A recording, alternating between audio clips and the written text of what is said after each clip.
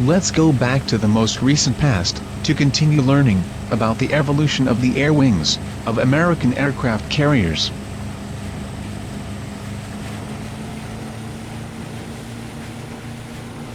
These are the new carriers of the United States Navy, and that belong to the Gerald Ford class, although the first will be the CVN-78 Gerald Ford in 2022. Currently, the U.S. Navy has 2 units that are still in testing, after various technical problems with the Gerald R. Ford. Let's take a look at the composition of your current embarked wing. It has 4 attack fighter squadrons, VFA, SW, VAR, with 10 aircraft each one, of FA-18EF Super Hornet.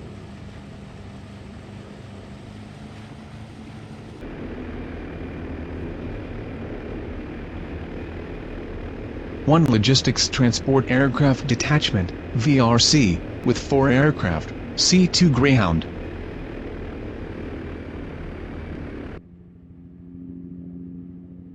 One Early Warning Squadron, VAW, with 4 aircraft, of E-2C Hawkeye. One EA-18G Growler Electronic Warfare Squadron, VAQ, with 5 planes. A part of 2 squadrons with 20 helicopters, HSC, Seahawk MH-60RS.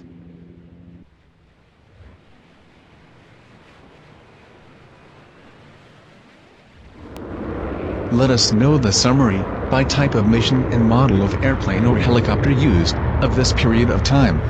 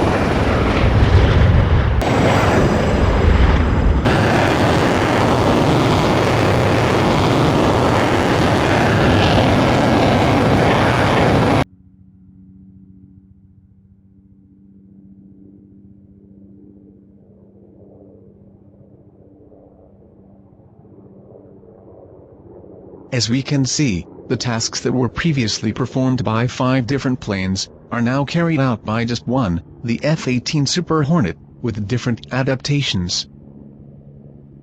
As we can see, this reduction in aircraft models, resulted in an improvement in the operational maintenance tasks, of the aircraft fleet. We can consider that, in this period of evolution of the air wings of aircraft carriers, a milestone is produced, by the changes that have occurred.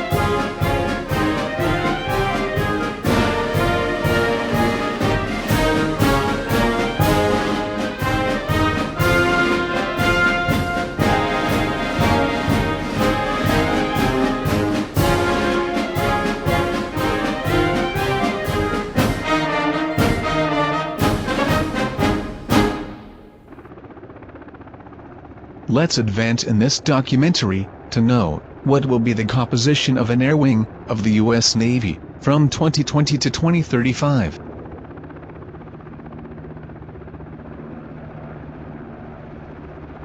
The two main differences will be the use of fifth-generation F-35C aircraft, once the Nimitz and Gerald Ford-class aircraft carriers have been modified for this purpose.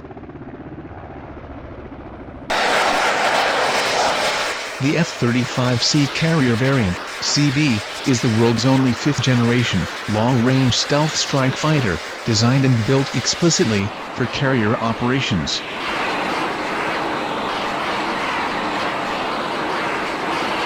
The F-35C variant has larger wings and more robust landing gear than the other variants. Its wingtips also fold to allow for more room on the carrier's deck while deployed, and also has the greatest internal fuel capacity of the three F-35 variants.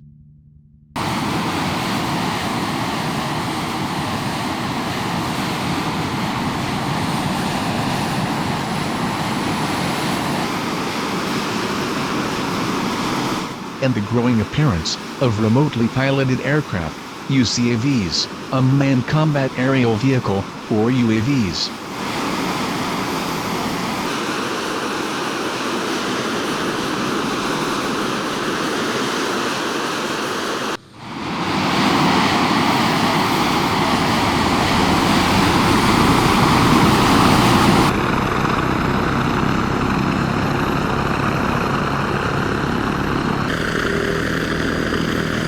Its air wings will be formed by the following squadrons and aircrafts.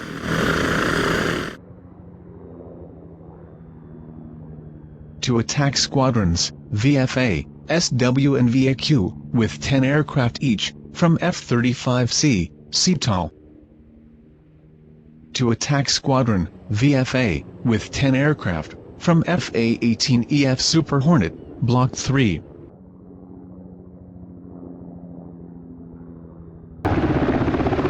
One attack squadron, VFA, VAR, ASW with 5 X-47B, UCAV aircraft.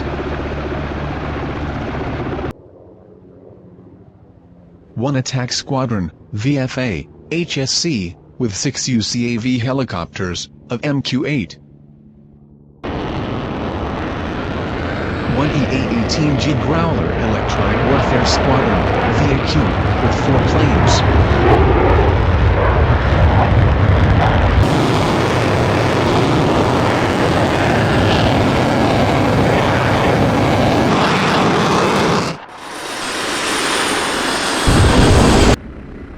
One early warning squadron, VAW, with 3 aircraft, of E-2D Hawkeye. And 1 detachment of logistics transport aircraft, VRC or COD, with 4 V-22 Osprey aircraft.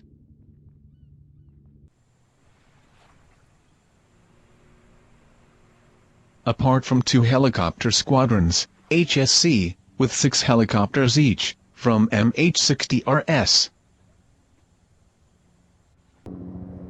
Let us know the summary, by type of mission and model of airplane or helicopter used, of this period of time.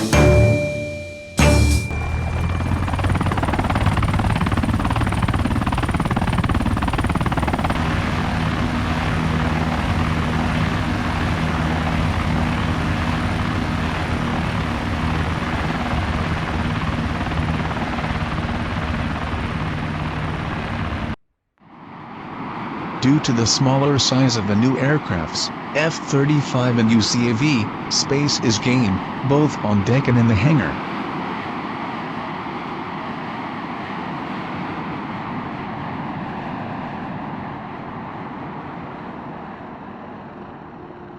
As can be seen in this evolution graph, in this period of time, the diversity of aircraft is once again expanded. And the only aircraft left on the deck of an American aircraft carrier from the 1980s is the upgraded E-2D Hawkeye. The magnificent V-22 Osprey finally replaces the veteran C-2 Greyhound. The use of remotely manned aircraft will begin to coexist tactically with the manned ones,